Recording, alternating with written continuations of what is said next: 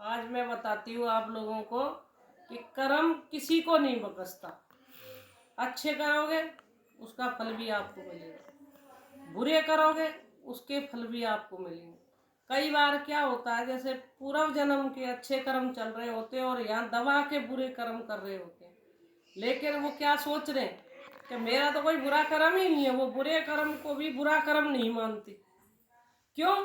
कि उनको तो जो पुनर्जन्म का अच्छा कर्म चल रहा है ना, तो उनकी आँख खुली नहीं है अभी, और कर्म का दंड भरना पड़ेगा। बुरे कर्म कर लो, कर्म का दंड यहीं भरना पड़ेगा।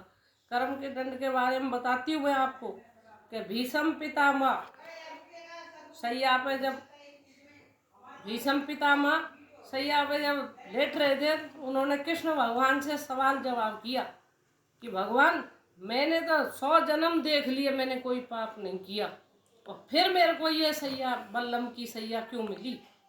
तो भगवान ने फिर हंस के कहा कि आप 101 में जाके देखो। जब भीष्म पितामह 101 जन्म में गए तो उन्होंने क्या देखा कि एक सांप को मार के और उन्हें झाड़ी में फेंक दिया।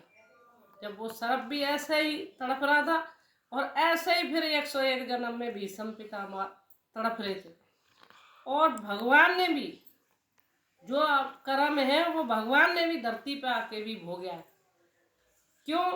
भगवान देव की माता ने कही कि भगवान आप इतनी लेट क्यों आए? कि कई ने जन्म लिया देव की माता का, और देव की बन के उन्होंने पूछा कि भगवान आप इतनी लेट क्यों आए हो? तो उन्होंने कहा कि माँ, आपने भी तो हमें पूर्व जन्म में 14 साल का वनवास दिया था। जब भगवान को ही अपना भुगतना पड़ा तो इंसान की तो कोई वैल्यू ही नहीं। आज आदमी क्या सोच रहा है, जो कुछ कर ले, धन दौलत, बहन भाई, रिश्ता कुछ नहीं है। सिर्फ रिश्ता है तो एक धन दौलत का, और कोई रिश्ते नहीं रहे। सारे रिश्ते तार तार हो गए। बहनें कहती है कि भाई जमीन में से हिस्सा चाहिए, भाई को भाई काट रहा है, भाई को भाई मार रहा है, रोड पे अत्याचार हो रहा है, मर्डर हो रहा है, कोई सुन ही नहीं रहा किसी की भी। सब क्या सोच रहे? सिर्फ और सिर्फ पैसा। अरे पैसा नहीं, भगवान ने तुम्हारे लिए हॉस्टल नहीं खोल रखे ऊपर। यहीं जब हाथ कट जाएगा, पैर कट जाएगा, पुल के नीचे बैठे रहेंगे, बाबा दे जा, बाबा दे जा, भूखा हूँ। जब कोई नहीं सुनेगा, ठंड लग रही है बाबा, ठंड लग रही है, चिल्लाते रहेंगे पुल के नीचे पड़े पड़े।